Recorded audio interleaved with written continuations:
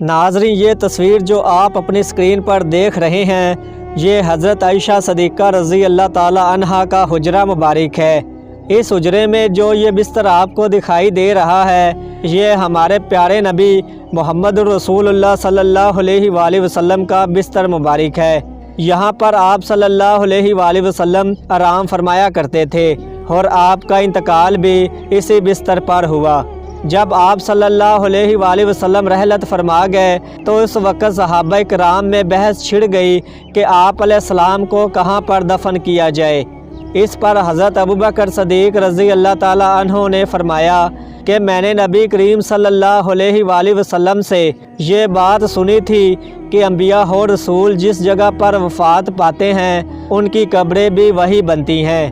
پھر حضرت ابو طلحہ رضی اللہ تعالی عنہ نے آپ صلی اللہ علیہ وآلہ وسلم کی قبر مبارک تیار کی جو لحد کی شکل میں تھی۔ اس جگہ پر ہمارے پیارے نبی محمد رسول اللہ صلی اللہ علیہ وآلہ وسلم کو غسل دیا گیا تھا۔ آپ علیہ السلام کو غسل حضرت علی بن ابی طالب، آپ کے چچا حضرت عباس اور حضرت اسامہ بن زید نے مل کر دیا۔ اس جگہ پر آپ صلی اللہ علیہ وآلہ وسلم کی تدفین کی گئی۔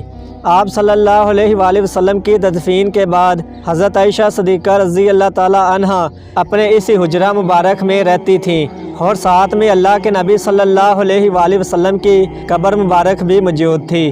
جب حضرت ابوبکر صدیق رضی اللہ تعالی عنہ کا وصال ہوا تو ان کی قبر بھی نبی کریم صلی اللہ علیہ وآلہ وسلم کی قبر مبارک کے ساتھ تھوڑا نیچے کی طرف بنائی گئی۔ آپ صلی اللہ علیہ وآلہ وسلم اور حضرت ابوبکر صدیق رضی اللہ تعالی عنہ کے انتقال کے بعد بھی حضرت عائشہ صدیقہ اسی حجرہ میں رہتی رہیں۔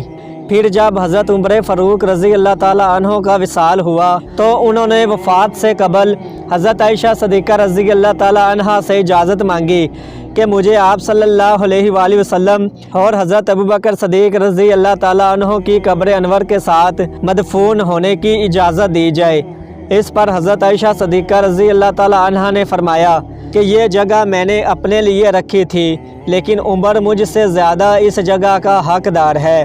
پھر اس جگہ پر حضرت عمر فاروق رضی اللہ تعالی عنہ کی تدفین ہوئی اور حضرت عمر کی قبر حضرت ابوبکر صدیق رضی اللہ تعالی عنہ کی قبر سے تھوڑا نیچے کی طرف بنائی گئی۔ پھر اس حجرہ مبارک میں حضرت عائشہ صدیقہ رضی اللہ تعالی عنہ نے یہ پردہ لگا لیا کیونکہ حضرت عمر فاروق رضی اللہ تعالی عنہ نامحرم تھے اور حضرت عائشہ نے آپ کی قبر سے بھی پردہ فرمایا۔ بعد میں حضرت عائشہ کی تدفین جنت البقیع قبرستان میں کی گئی۔ وقت گزرتا گیا اور چند سالوں کے بعد حجرے کی کچی دیواروں پر دراڑیں پڑ گئیں۔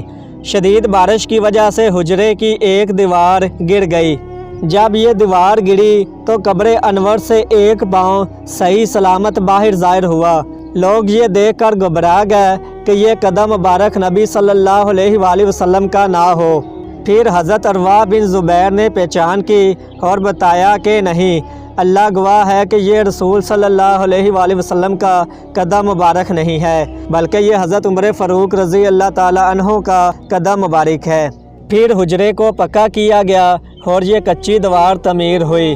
پھر عمر بن عبدالعزیز رحمۃ اللہ علیہ نے اپنے دور میں آپ صلی اللہ علیہ وآلہ وسلم کے حجرہ مبارک کی سائڈوں پر موجود گھروں کو ختم کروا دیا اور یہ 5 کونوں والی دیوار بنا دی۔ اس دیوار کی شکل 5 کونوں والی اس لیے رکھی گئی کیونکہ اگر 4 کونوں والی دیوار بناتے تو وہ کعبے کے مشابہ ہو جاتی۔ اس کے بعد نور الدین زنگی رحمۃ اللہ علیہ کے دور میں 2 یہودیوں نے نبی صلی اللہ علیہ وآلہ وسلم کے جسد عطر کو چرانے کا منصوبہ بنایا اور اس کے لیے سرنگ کھودنا شروع کر دی۔ کچھ ہفتوں کے بعد وہ آپ صلی اللہ علیہ وآلہ وسلم کی قبر مبارک سے صرف چند فیٹ کے فاصلے پر تھے تو نور الدین زنگی رحمۃ اللہ علیہ کے خواب میں نبی کریم صلی اللہ علیہ وآلہ وسلم تشریف لائے اور انہیں ان 2 یہودیوں کے بارے میں بتایا جو سرنگ کھود رہے تھے۔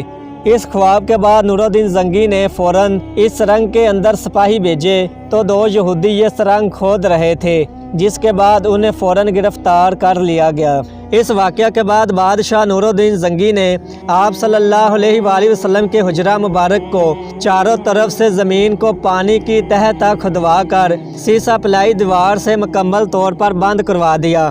پھر وقت گزرنے کے ساتھ 5 کونوں والی دیوار پر سبز رنگ کا کپڑا ڈال دیا گیا اور سائیڈ پر ایک اور یہ والی دیوار بنا دی گئی۔ کچھ وقت کے بعد یہ ایک گنبد بھی آپ صلی اللہ علیہ وآلہ وسلم کے حجرہ مبارک پر رکھ دیا گیا۔ پھر ایک دفعہ آسمانی بجلی گری جس کی وجہ سے یہ گنبد جل گیا۔ اس کے بعد پھر ایک نیا گنبد بنایا گیا۔ وقت گزرتا گیا اور پھر پورے حجرے کے اوپر یہ والا بڑا گنبد رکھ دیا گیا اور چھوٹا گنبد اس کے نیچے ہی رہ گیا۔ یہ بڑا گنبد جو ہم آپ صلی اللہ علیہ وآلہ وسلم کی قبر انور کے اوپر دیکھتے ہیں، شروع میں یہ سفید رنگ میں تھا۔ اس کے بعد سعودی دور میں اس کا رنگ سبز کر دیا گیا، جسے آج ہم گنبد خضرا کے نام سے جانتے ہیں۔ اب اگر ہم روضہ رسول صلی اللہ علیہ وآلہ وسلم کی جالیوں کے اندر دیکھیں تو ہمیں صرف یہ سبز رنگ کا کپڑا ہی نظر آتا ہے جو کہ 5 کونوں والی دیوار کے اوپر موجود ہے۔ اس کے اندر پچھلے 500 سالوں سے اب تک کوئی انسان نہیں جا سکا، کیونکہ اس دیوار میں کوئی رستہ یا دروازہ موجود نہیں ہے۔ اور انٹرنیٹ پر موجود وہ تمام تصاویر جس میں آپ کو یہ کہہ کر گمراہ کیا جاتا ہے کہ یہ آپ صلی اللہ علیہ وآلہ وسلم کی قبر مبارک ہے، سراسر جھوٹ ہے۔ یاد رکھیں کہ نبی کریم صلی اللہ علیہ وآلہ وسلم نے فرمایا، جس نے میرے بارے میں وہ بات منسوب کی جو کہ میں نے نہیں کی تو وہ اپنا ٹھکانہ جہنم میں دیکھ لے۔ اس کے علاوہ اس حجرہ مبارک میں 3 قبریں موجود ہیں، اور وہ تصاویر جس میں آپ کو صرف ایک قبر دکھا کر کہا جاتا ہے کہ یہ ہمارے نبی صلی اللہ علیہ وآلہ وسلم کی قبر ہے، بالکل جھوٹ ہوگا۔ جب ہم روضہ رسول صلی اللہ علیہ وآلہ وسلم پر درود و سلام پیش کرنے جاتے ہیں تو ان سنہری جالیوں میں اس بڑے سوراخ کے پیچھے 2 دیواروں کے بعد نبی صلی اللہ علیہ وآلہ وسلم کی قبر مبارک موجود ہے، اور اس چھوٹے سوراخ کے پیچھے حضرت ابوبکر صدیق اور اس والے چھوٹے سوراخ کے پیچھے حضرت عمر فاروق رضی اللہ تعالیٰ عنہ کی قبر مبارک موجود ہے۔ نبی صلی اللہ علیہ وآلہ وسلم کا چہرہ مبارک قبلے کی طرف ہے، پاؤں مبارک جنت البقیع قبرستان کی طرف اور سارے مبارک ریاض الجنہ کی طرف ہے۔ تو ناظرین، یہ تھی آج کی ویڈیو۔ یہ ویڈیو آپ کو کیسی لگی ہے؟ اس ویڈیو کے متعلق کومنٹ سیکشن میں مجھے ضرور بتائیں۔ ملتے ہیں اگلی شاندار ویڈیو میں۔